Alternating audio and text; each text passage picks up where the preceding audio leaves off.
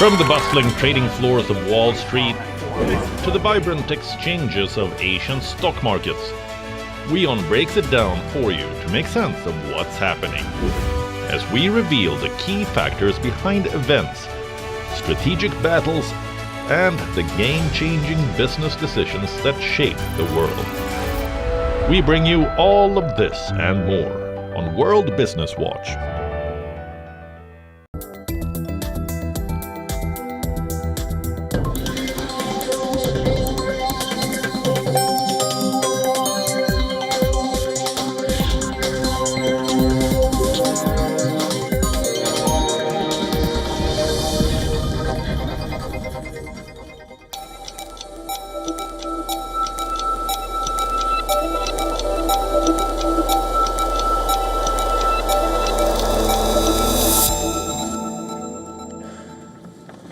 Hello and a very warm welcome. You are watching Gravitas with me, Molly Gambhir.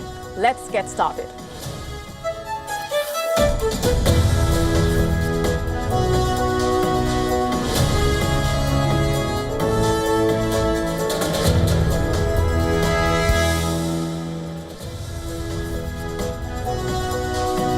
Our top focus tonight, we are getting you the latest from Nepal. What started out as anger over corruption and the social media restrictions there has turned into a massive nationwide revolt. The Prime Minister has resigned amid those protests, absolute chaos on the streets, government buildings vandalized, even the country's parliament building set on fire. We are piecing together all the developments for you with on-the-ground updates. Also coming up on the show, big developments from West Asia as Israel targets Hamas leaders in Qatar and blasts rock Doha. A lot has happened. We are getting you the bigger picture. Also getting you the latest on the Russia-Ukraine war as the Russian aerial assaults continue to pummel Ukraine. All this and more coming your way.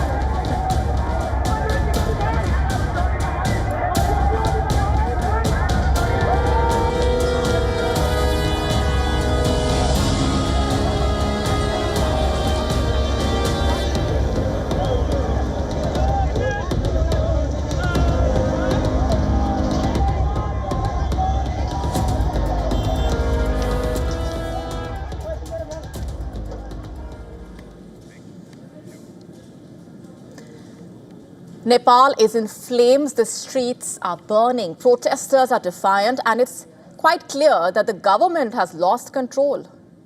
What started out as anger over corruption and social media restrictions in the country has turned into a massive nationwide revolt against the political establishment. The Nepalese army chief and the president held urgent discussions on forming the next government after the Prime Minister, KP Sharma Oli, resigned. The capital resembling a battlefield. Those are the images on your screen. Crowds earlier set fire to the residences of the former Prime Minister and senior cabinet members, cars lying overturned, government buildings vandalized. Even Nepal's parliament building went up in flames.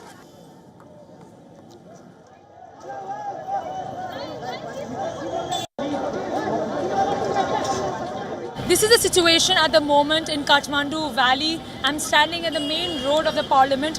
There is a parliament which has been set on fire. This is the motorcycle rallies that has been ongoing for celebration, and they're celebrating the resignation of the Prime Minister Oli. And currently the army chief and the president are in talks to decide the further course of the government formation.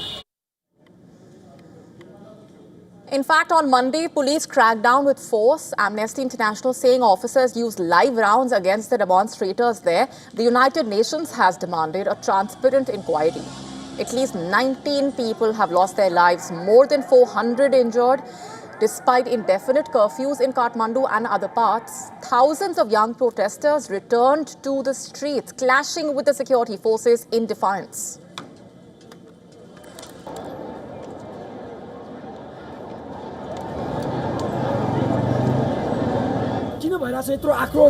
Why is there so much anger here? The international media believes this is happening because social media is banned, but no, this frustration has been building for over 2 decades, fueled by corruption.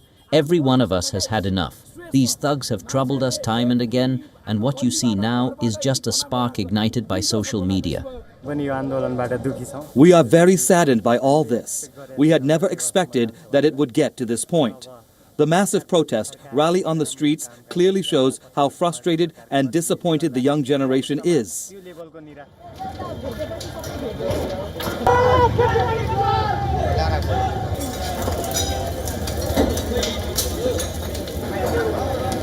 In fact, the former King Gyanendra Shah, who has largely stayed out of politics over the past 2 decades, issued a rare statement. He expressed grief over the deaths and urged the youth to protest peacefully.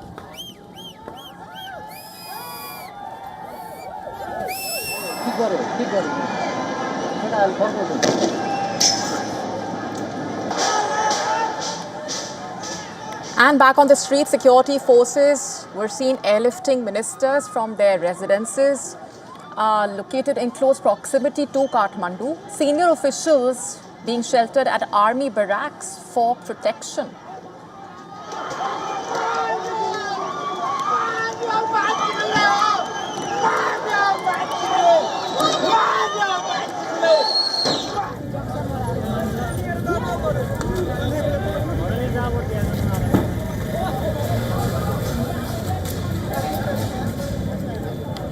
In a statement, the Nepalese army has said that it is fully committed to discharging its responsibility of safeguarding national independence, sovereignty, geographical integrity, national unity, and the security of the Nepalese citizens.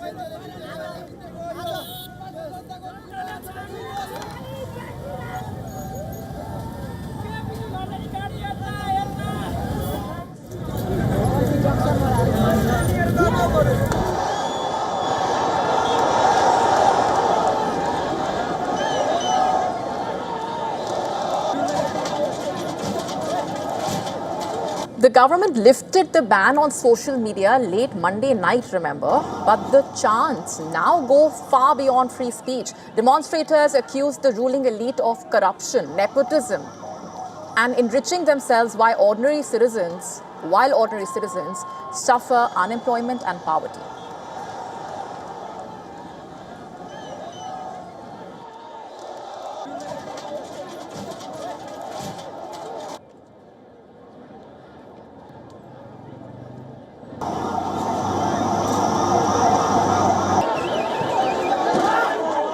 All right, our correspondent Saloni Murarka has been tracking those developments on the ground very closely, is now joining us live on the broadcast. Saloni, I have to ask you to piece together for us the latest that you have at this point.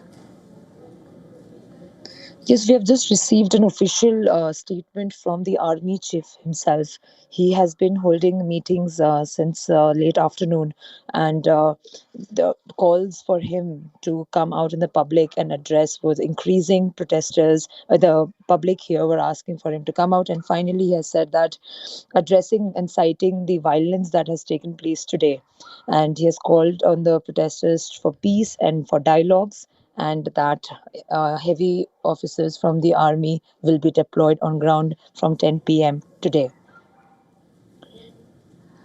If you can just describe to us what it's like out there on the streets of the country right now. Of course, those images suggesting the kind of anger that the people have expressed and taken out on multiple offices, leaders. If you can tell us a little bit more about what you've been hearing. Yes, of course, the situation here remains tensed. I mean, if you take a walk around the streets, you can feel the tense, and the smell of the smoke is there in the air in the entire city. Constant smell is there. There has been vandalism across the city, and in every part of the street, they have burnt tires, they have looted properties and brought it down to the streets and burned them as well. And so they wanted to continue this, it seems, because the resignation from the Prime Minister came in around 12 o'clock today in the afternoon. And that's what they were demanding. But but what is not, what exactly surprising is that the vandalism continued even after 12 p.m. In fact, it escalated after that. And and exactly that's when we saw that the parliament was set on fire, how the former prime ministers were lynched, were attacked. The ministers were attacked, their houses were set on fire. Everybody were tensed for their lives. And this is the first time that this country has been witnessing such tense moment at the time. And here still people are in fear that what might take place tomorrow, because the movement, the Gen Z's movement, they have announced a few more, launching attacks on particular communities here in Nepal. So we'll see tomorrow how it pans out. But still here, like I was talking to some locals, they're scared for their life. They believe that even if we have not been part of the protest and movement, they might be attacked by the protesters, because during the daytime those protesters were not ready to compile or not ready to even support the normal civilians, and were trying to threaten them. So that's what we have seen the entire day. So the public here is very scared, and not only in Kathmandu, in fact, but across the country. And since the late afternoon, that is after 3-4 o'clock, the entire nation has been waiting for the army chief to come out, to deploy, to come on ground, because nobody here at the moment is ready to take the responsibility, because there's no one at the moment who can take the leadership and control and put the system down on ground. So everybody here was just waiting for the army chief to come out and at least give a statement of assurance of safety. All right, Saloni Murarka getting us those details from on the ground in Kathmandu. Thanks very much for the moment. Of course, keep coming back to you. The army and the country's president, in fact, requested all the countrymen to remain calm and exercise restraint. Our correspondent, Saloni Murarka, has been reporting from the heart of the protest sites, getting you relentless on the ground coverage.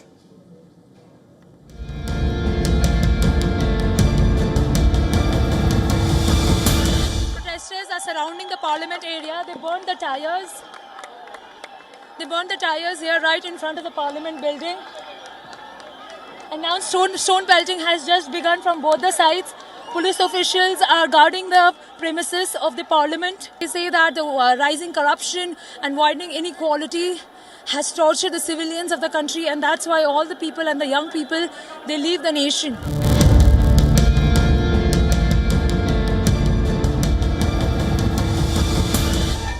What began as a peaceful protest against the corruption and misgovernance has quickly turned violent. The main federal parliament of Nepal building is on fire. The entire building has been set on fire by these protesters. The property has been completely damaged. As you can see, this is the entire building. And these protesters, you can see here, are also celebrating the decision of the Prime Minister KP Sharma Oli to resign. He has submitted his papers to the President, resigning from his position, compelling him after he lost his support not only among the public but also within his own government.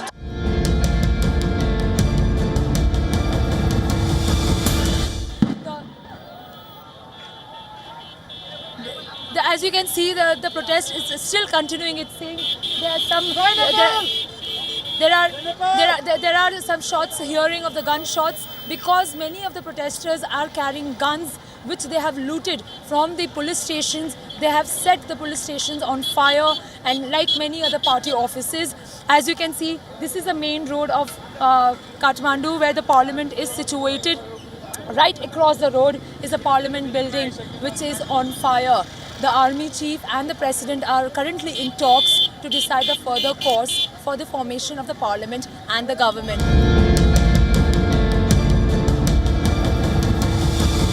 Continue to escalate in the capital Kathmandu. I'm standing at the moment at the international airport of Nepal, where you see there's a heavy deployment of army officials who have been deployed to secure the airport premises. And while on this side, the protesters are trying to barge inside the compound of the airport. The international airport is on high alert. The airport authorities have informed that the international wing of the airport has been shut down for a while for security reasons. And these protesters here believe that many of the leaders and the Prime Minister will try to flee the country, and that's what they want to stop. We would, of course, keep a close eye on the latest unfolding in Nepal, but shifting focus now to other big developments. Explosions rocked Doha, sending plumes of smoke through the city. Israel says it was a strike against the top leadership of Hamas. The Hamas team was engaged in negotiations with other officials in the Qatari capital. And moments after the news of the explosion in Doha came in, the Israeli military announced that it has carried out attacks targeting Hamas leaders. In a statement, the IDF saying that prior to the strike, steps were taken to minimize harm to uninvolved civilians, including the use of precision weaponry and additional intelligence information. The Prime Minister, Benjamin Netanyahu, has said Israel initiated it, Israel conducted it, and Israel takes full responsibility. The attacks coming a day after a deadly shooting in Jerusalem, a day earlier, claimed by the Palestinian militant group. Qatar has condemned the action as cowardly and called it a flagrant violation of international law. Qatar has been a key mediator, remember, in the efforts to broker a truce in Gaza. It has said that Israeli strikes targeted the homes of several members of Hamas's political bureau residing in the country where the militant group's senior leadership is based. And Israeli officials claiming that the strike was aimed at top Hamas leaders, including Khalil al-Hayya, its exiled Gaza chief and top negotiator. Two Hamas sources told Reuters that Hamas officials in the ceasefire negotiating team survived the attack. Today's strikes, Israel's first attack on the Western-backed Gulf state, coming less than 2 weeks after Israel's armed forces chief had vowed to target the group's leaders based abroad. The United Nations Secretary General in the latest condemned Israel's strikes on Qatar, calling them a flagrant violation of Doha's sovereignty. The Saudi Crown Prince, meanwhile, termed Israeli attack on Hamas in Qatar a criminal act, quote unquote. The US Embassy has said that it has seen reports of missile strikes occurring in Doha. The US Embassy has instituted a shelter-in-place order for the facilities. US citizens are advised to shelter in place and monitor the developments. In fact, Israel's far-right finance minister in the latest praised the targeting of Hamas leaders, including Khalil al-Hayya, the exiled Gaza chief and the top negotiator. Most of Hamas's leadership in Gaza has been killed in the war that started on October 7, 2023. While the group's political leadership abroad has mostly been untouched, the US Embassy in Qatar told citizens to shelter in place.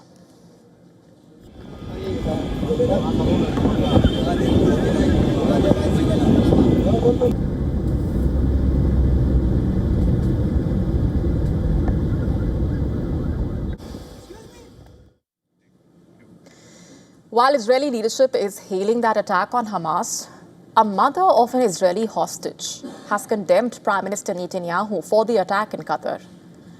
Hamas, remember, still has 20 captives who are believed to be alive.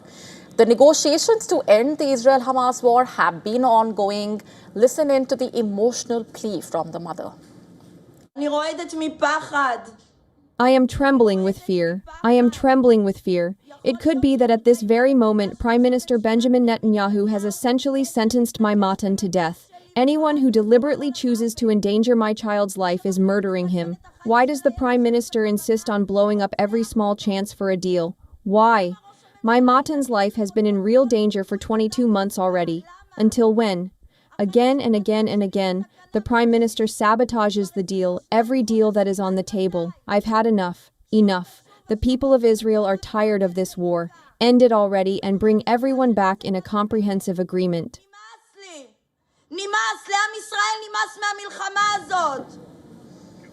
Switching gears for now, Russian aerial assaults continue to pummel Ukraine. In the latest, the president of Ukraine has claimed that at least 23 Ukrainians have been killed in a Russian strike in eastern Donetsk.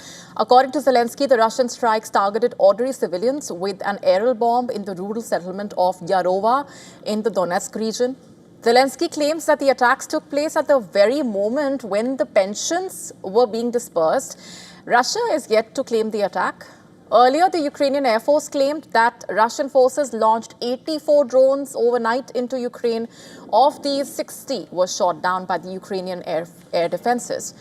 The drones were fired from Bryansk, Kursk, Milerovo, among other areas, with 23 of them striking targets across 10 locations. Ukraine also hit back at Russia as it launched a drone attack on the Black Sea city of Sochi. Regional officials saying at least one person was killed, 6 residential houses were also damaged.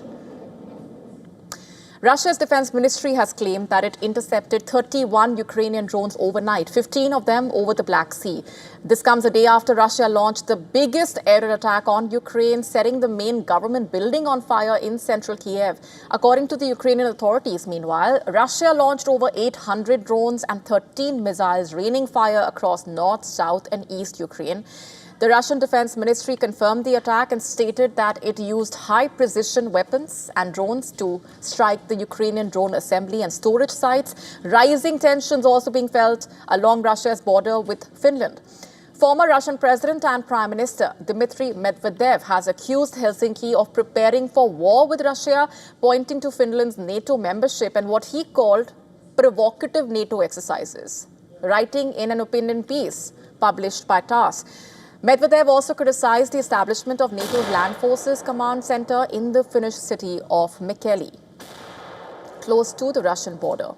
Both sides are visibly fortifying their positions. Last month, Finland announced new defenses along its eastern frontier, and just last weekend, Moscow revealed it also was reinforcing security measures on its border with Finland, in response to what it described as Helsinki's unfriendly actions.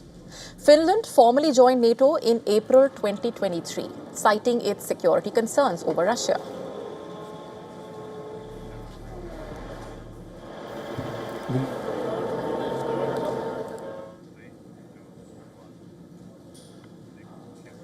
The Pacific is now ground zero for a new arms race as the US-China rivalry erupts beneath the waves. Beijing's silent hunters grow deadlier. American subs packing cutting-edge technology, but Washington struggling to outbuild its surging rival. With every launch and commission, the world's two superpowers are racing ahead for global naval supremacy.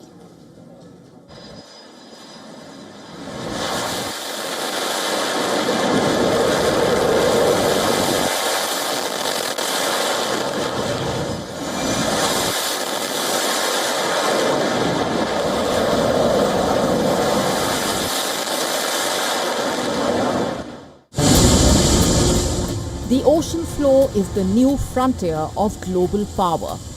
For decades, the US Navy's submarine force has reigned supreme, an invisible, lethal arm of American might. Now, the Americans have a new competitor. It's not the Russians, it's the Chinese who are making waves.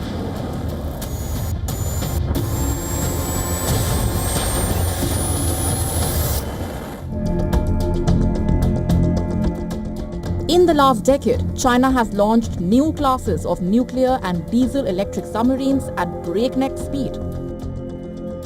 China's new submarines are equipped with revolutionary, silent new propulsion systems.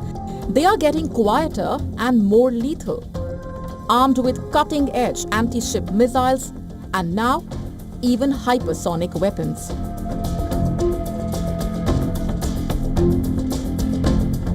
While the US still holds the lead in core technology, the stealth of its Virginia-class submarines remains unmatched. Its industrial base is buckling.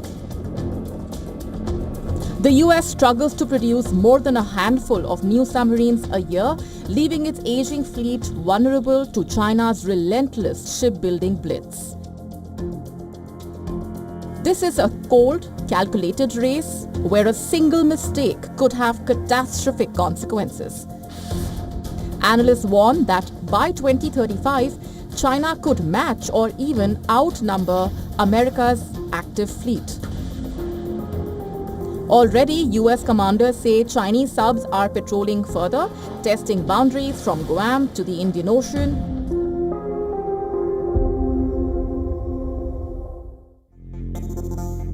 America's allies from Australia to Japan are now rushing to bolster their fleets. Canberra is investing tens of billions under the AUKUS Pact, while Tokyo expands its silent service. The arms race is heating up and becoming dangerous. The question is simple but chilling. When two giants stalk each other in the deep, how long before a shadow turns into a spark? Bureau Report, WION World is One.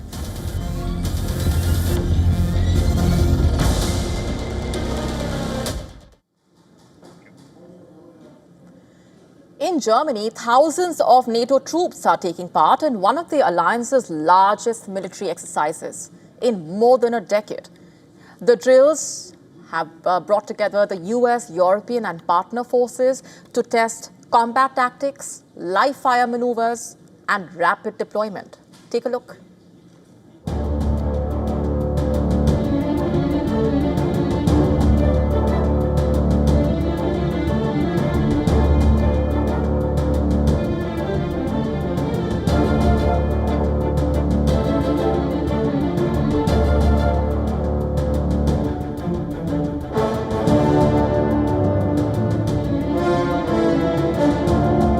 We're here to provide these guys with realistic training to increase their capabilities for future operations and build interoperability.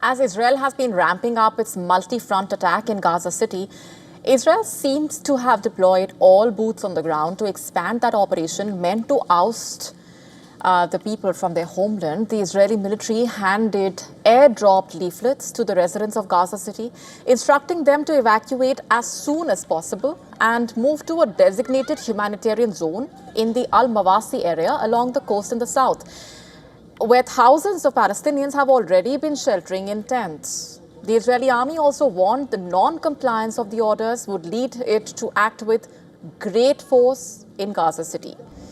And this has put the future of thousands of Palestinians at stake. Following Israeli military's evacuation orders, dozens of Palestinians held protests in the heart of Gaza City, vowing not to leave, come what may. People gathered at Al-Saraya Square, chanting, raising flags and placards to reclaim the land they call theirs.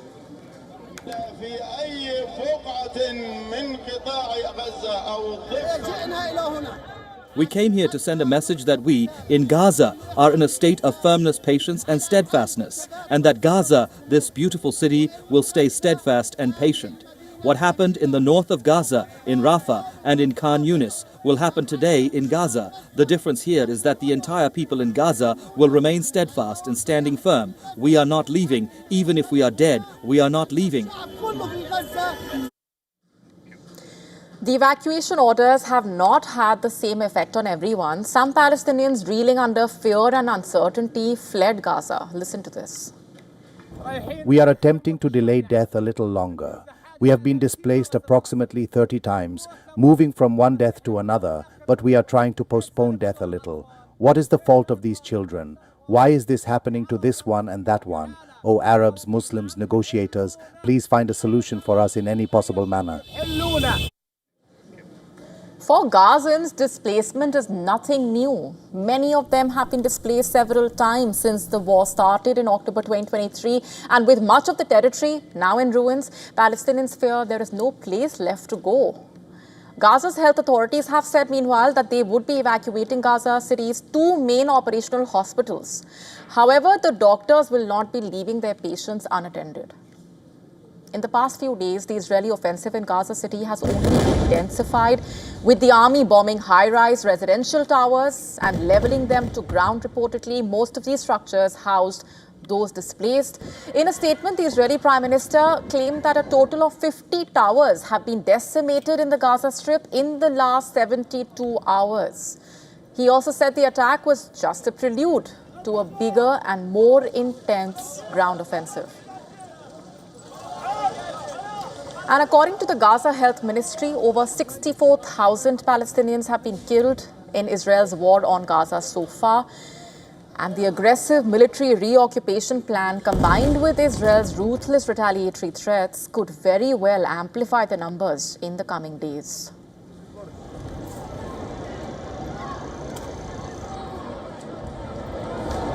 Allahu Akbar.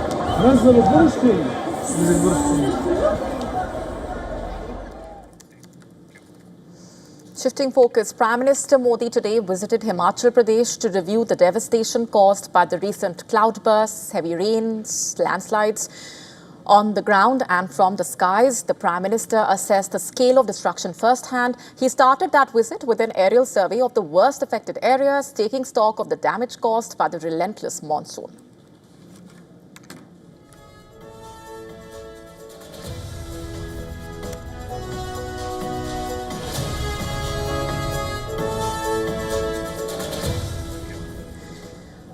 And Prime Minister Modi chaired an official review meeting in Kangra, where he was briefed on the ongoing relief and rehabilitation efforts. During the meeting, he announced a financial assistance package of 1,500 crore rupees for the state. Prime Minister Modi met with families who lost their loved ones in the calamity. Expressing his condolences, he assured them that the central government stands firmly with the state in this difficult time. He also announced a sum of 2 lakh rupees for the next of kin of the deceased, 50,000 rupees for the seriously injured. The Prime Minister's next stop was Punjab, which has also witnessed the monsoon fury. The Prime Minister conducted the aerial survey of the flood-affected areas there. Punjab faced the brunt of the monsoon, confirmed 51 deaths and thousands displaced. Relief operations continuing as rivers in the state remain swollen and districts remain inundated.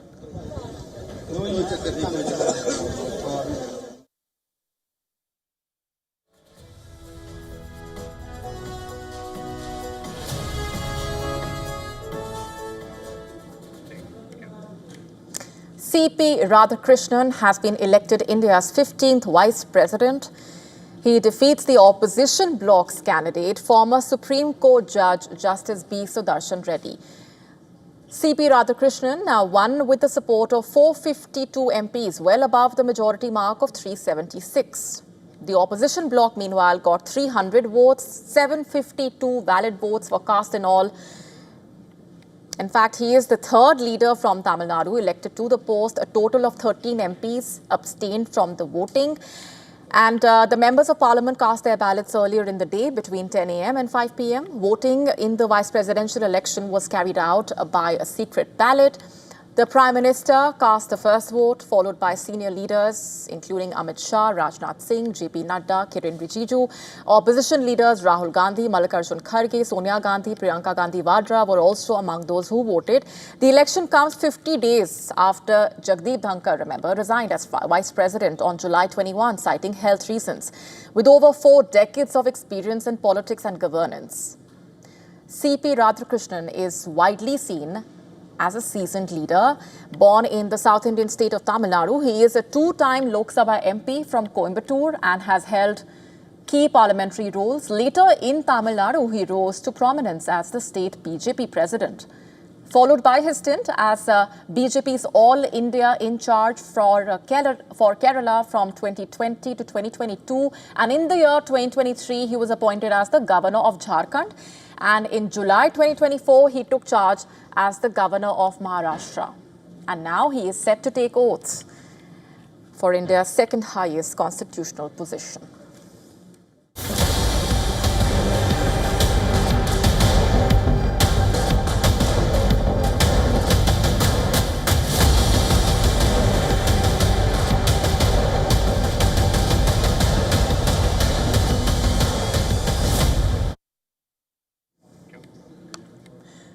What happens when a Prime Minister's power becomes about personal profit? That's a major accusation. In Britain, leaked documents dubbed the Boris files are causing quite a storm. They suggest former Prime Minister Boris Johnson exploited his office, his influence, his contacts at 10 Downing Street to make himself richer. British daily The Guardian, working with data from a non-profit transparency group, has uncovered how Johnson may have turned public duty into private gain. Now, there are calls to strip him of a taxpayer-funded allowance money that is meant to help former leaders with public work, not personal business.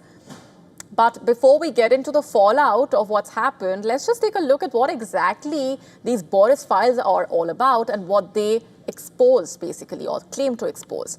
The leaked files include about 1,820 documents. We are talking about emails, invoices, contracts, all documents showing how Johnson could have operated after leaving 10 Downing Street. And according to the leaked documents, Johnson's engagements include lobbying senior Saudi officials for a firm that he co-chairs. The leaked documents also talking of Johnson's meeting with Venezuela's president, Nicolas Maduro, after which, according to the files, he received money from a hedge fund. The files also suggesting that between October 2022 and May 2024, Johnson was paid money for 34 speeches, the engagements typically earning him hundreds of thousands of pounds, according to the files, as well as generous expenses to cover first-class flight as well as stays in 5-star hotels for him and his staff. Now, let's be clear here. It's not unusual for former leaders to give speeches. Various leaders have done so. But you cannot lobby foreign governments or businesses you dealt with when you were in office. Critics say that that's the line that Boris Johnson may have crossed. Long-time transparency campaigner Margaret Hodge has called for tougher lobbying rules, remember, and real punishment as well. She has said, and I'm quoting here, "We need a proper investigation to establish what happened, and we must revisit the rules on both lobbying and the revolving door to make them tougher and more effective, and to ensure they are implemented with proper punitive sanctions." And the Liberal Democrats basically want Johnson's taxpayer allowance frozen immediately. Labour MPs arguing that taxpayer money is a privilege for public service and not a subsidy for private business. So, where is the regulator in all of this is the immediate question. A spokesperson for the UK's Advisory Committee on Business Appointments, which is the watchdog that provides advice to former ministers on appointments, has said that it was investigating the files. The Boris files, as they're being called, also revealing Johnson's taxpayer-funded staff were allegedly tied up in his business work. He has claimed money from the public duty cost allowance since leaving office, and his private company, the office of Boris Johnson, meanwhile, was set up just weeks after he quit 10 Downing Street, blurring the line between his public duty and his private profit, allegedly. Now, the allowance in question is called the Public Duty Cost Allowance. It goes way back. It was set up after Margaret Thatcher left office. It's supposed to help former PMs with public duties, not bankroll private ventures, of course. Every Prime Minister since has claimed it, but so far there's no evidence that any of them actually used it to run private business. And it's not just about money here. The files reach back into Johnson's time in office, raising fresh questions about undisclosed meetings, COVID-19 lockdown rule breaches, the use of public funds during COVID-19. One revelation particularly, Boris Johnson, according to it, hosted a dinner for a Tory donor who had paid money for his Downing Street flat renovation, just the day after lockdown rules banned indoor gatherings. Other events at 10 Downing Street, while restrictions were in force, are also under the spotlight. So basically, there are two big questions here. Did Boris Johnson break the rules designed to stop the ministers from cashing in after office? And should British taxpayers keep footing the bill for his private office? For now, Johnson has stayed silent, but the Boris files are not going away. The question marks are still there. And the Boris files are being examined by the Parliament, by the watchdog, the court of public opinion as well.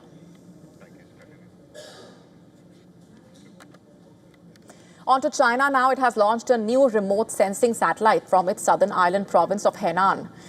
The satellite was carried into orbit aboard a rocket, marking the 594th mission of the Long March series. Officials saying the satellite will be used for scientific research, resource surveys, crop monitoring, disaster relief.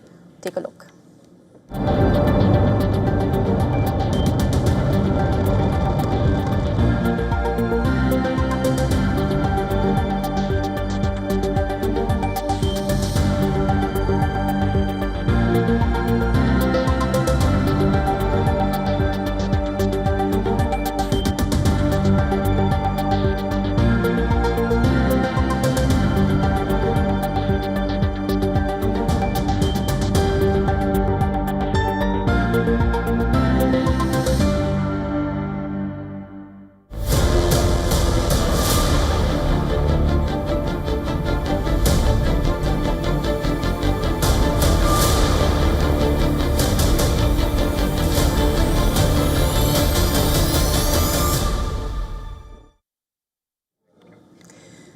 A new scientific study has once again placed Delhi's air quality under the spotlight, and this time for an even more dangerous reason: mercury contamination in the atmosphere. Researchers at the Indian Institute of Tropical Meteorology in Pune have found that the national capital's air carries an average of 6.9 nanograms of mercury per cubic meter.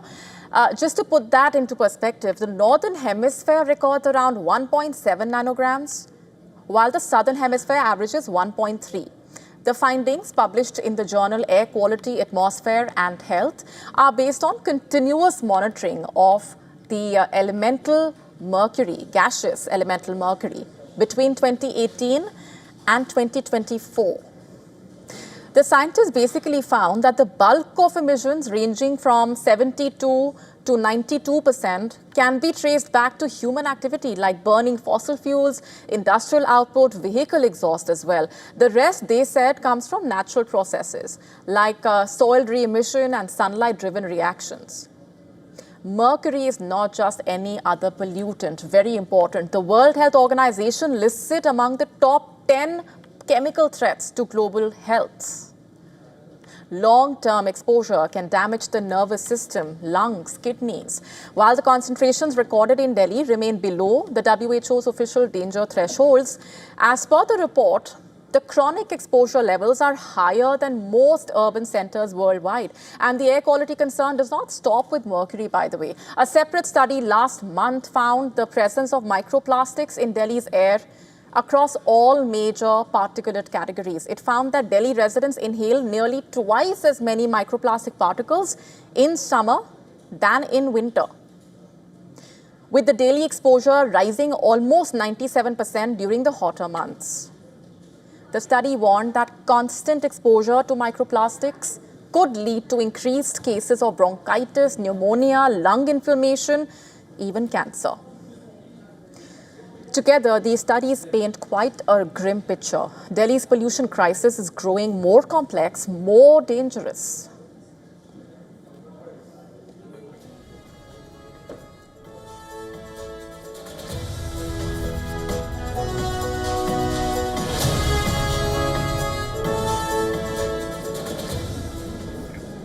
Shifting focus now, for years now, Coca-Cola has been more than just a drink in parts of Asia through its sponsorship of cultural festivals, sporting events, community gatherings.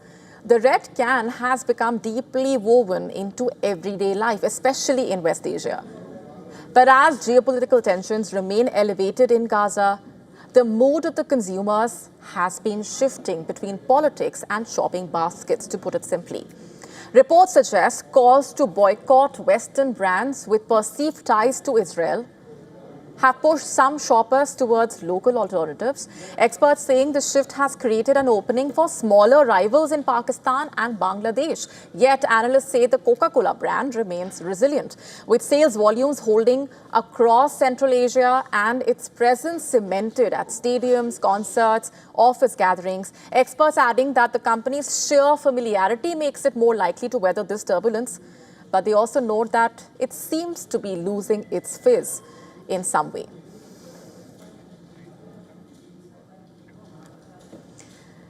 Moving on for now, Greece is facing a demographic disaster. The population is shrinking fast, threatening the country's future. The capital is sounding the alarm. Its future is at stake, basically. The country is now rolling out one of Europe's biggest demographic rescue plans.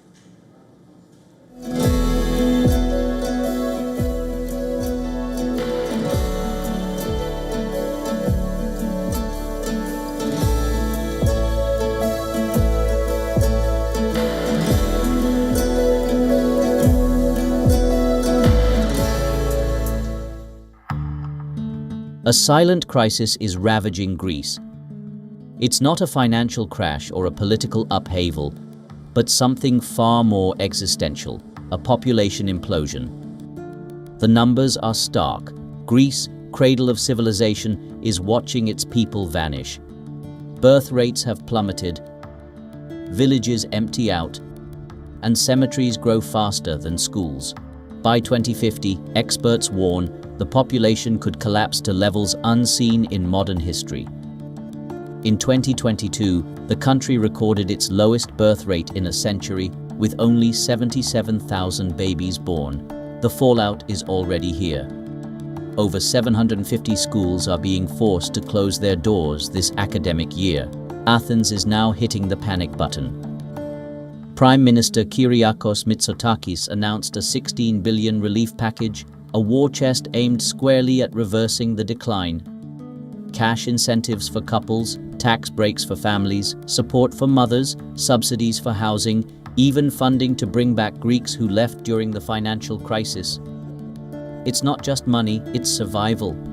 Officials call it a national emergency. The government hopes monetary incentives will help stem the tide, but demographers warn cultural change takes more than cash. Young Greeks still face low wages, soaring rents, and the legacy of austerity. For many, raising children remains a dream, not an option. Europe is watching closely. Other nations, Italy, Spain, even Germany, are staring at the same cliff. Greece may be the first to launch such a massive intervention, but it won't be the last. For Greece, a country still reeling from the scars of a decade-long economic crisis, this is a formidable enemy. History shows that financial incentives alone are rarely enough. As Greece pours billions into this battle, the world watches, wondering if this nation of ancient wonders can save itself from disappearing into history.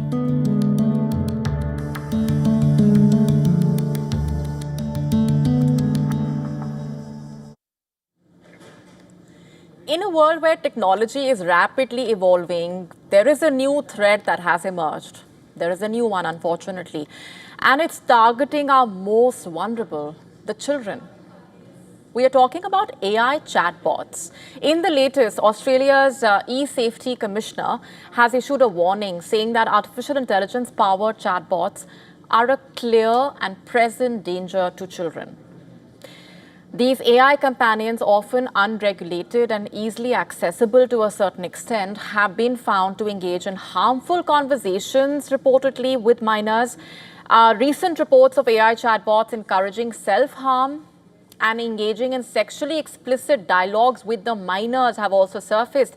And in response to this escalating concern, the Australian government has introduced a new legislation that is aimed at safeguarding young users online. In Australia, starting December 10, a world-first ban will prevent children under the age of 16 from accessing social media platforms like Facebook, Instagram, YouTube. This move made by the Australian government is part of a broader strategy to protect minors from harmful digital content. It was also emphasized that there is an urgency for the measures, quoting, "I do not want Australian children and young people serving as casualties of powerful technologies thrust onto the market without guardrails," quote unquote. She highlighted reports of children as young as 10 spending up to 6 hours a day interacting with AI chatbots, many of them engaging in sexualized or harmful conversations reportedly. Under the new regulations, platforms that display or distribute pornography or other high-impact content will be required to implement age-checking technology to prevent children from accessing such material. App stores must also ensure that apps are appropriately rated. That's the recommendation that's been doing the rounds as well. And that age insurance measures are in place for any downloads.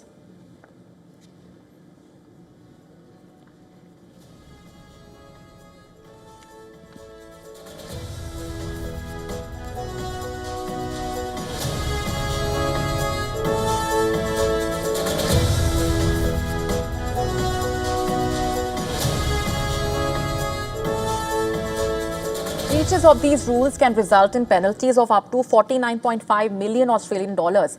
These measures are the latest in a series of stringent digital restrictions in Australia, reflecting a global shift towards prioritizing child safety in the digital age.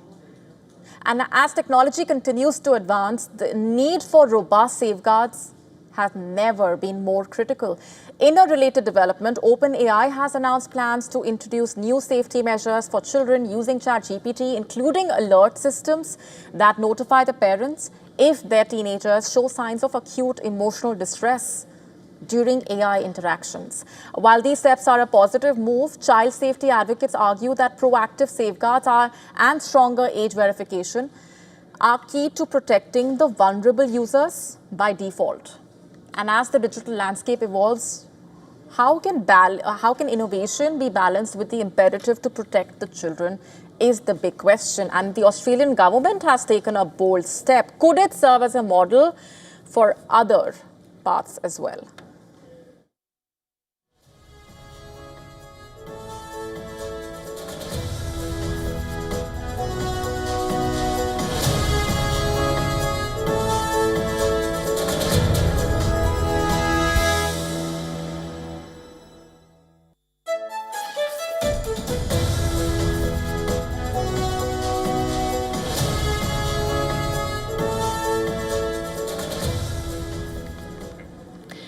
Is the mystery around the elusive street artist Banksy set to be unraveled? Will the masks come off, revealing the artist's identity? Will the world finally find out who this mysterious artist is? In case you don't know who we are talking about, the artist has been putting out the artwork around the world, but always stayed in the shadows, never revealing the identity. So is that mystery set to be solved? Will all the speculation finally be put to rest? These questions are being asked as the police in the UK launched an investigation into his latest artwork at the Royal Courts of Justice in London. Let's just break this down for you. The work in question purportedly shows a judge in a wig and gown beating a protester. The Metropolitan Police reportedly is examining whether that is enough to put him in front of the court where his name would be revealed to the public. In a statement, it said, quoting, "On Monday, September 8, officers received a report of criminal damage to the side of the Royal Courts of Justice. Inquiries continue," quote unquote. Banksy posted a photo of the work on Instagram, his usual method of claiming a work as authentic. It was captioned, "Royal Courts of Justice, London." Just for more context here, the mural appeared on Monday, and the authorities said on Monday that the new mural will be removed from the wall outside one of London's most iconic courts.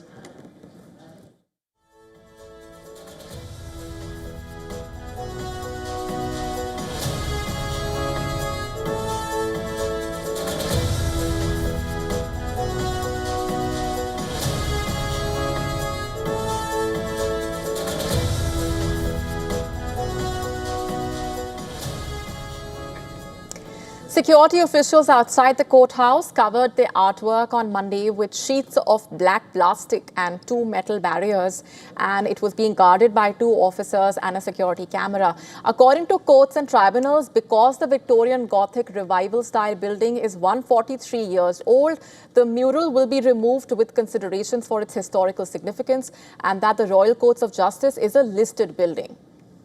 So there is the obligation to maintain its original character. Listed buildings, by the way, are considered the country's most significant historic buildings and sites and are protected by law.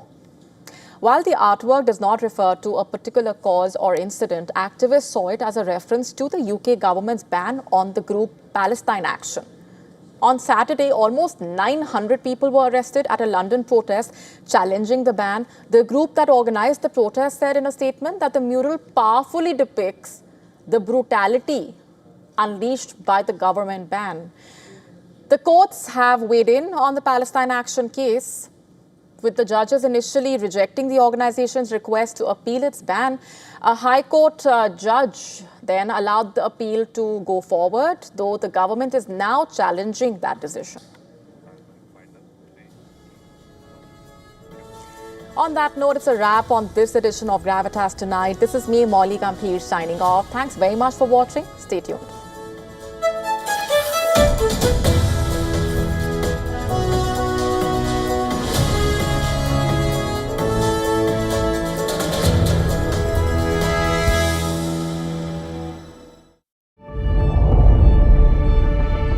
The Earth is sending distress signals. Wildfires, droughts, and melting glaciers. Can we reverse the damage? Explore the harrowing effects of climate change. It's a wake-up call. Global emergency. Climate Tracker on WION World is One. From the bustling trading floors of Wall Street to the vibrant exchanges of Asian stock markets, WION breaks it down for you to make sense of what's happening, as we reveal the key factors behind events, strategic battles, and the game-changing business decisions that shape the world. We bring you all of this and more on World Business Watch. Where darkness hides behind every corner. Where the truth is stranger than fiction. A show that dives deep into the stories which shock and mystify. Unsolved murders. Psychopaths who defy explanation. International war crimes. And millions swindled in financial fraud. The victims, the accused, and the sinister plot. Prime Crime is your front row seat to darkness.